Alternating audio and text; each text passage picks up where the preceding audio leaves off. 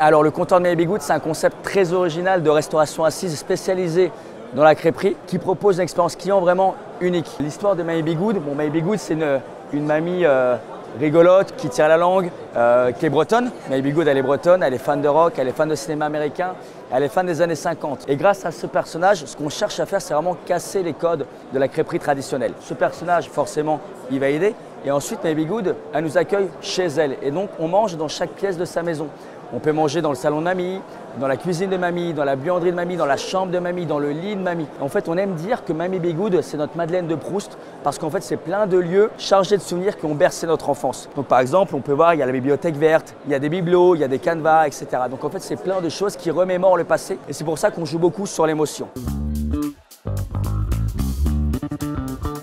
Alors aujourd'hui, on va rechercher des exploitants, on recherche des profils de restauration évidemment, mais aussi pas seulement de restauration, mais aussi grande distribution. Moi-même, je n'ai jamais fait de restauration parce qu'on a mis en place une cuisine centralisée qui permet en fait de fabriquer, de livrer des produits et donc pas forcément d'avoir une grosse connaissance en cuisine. Donc on va rechercher des profils grande distribution, restauration, des crêperies indépendantes qui aimeraient aussi remoderniser leur concept et aussi des couples.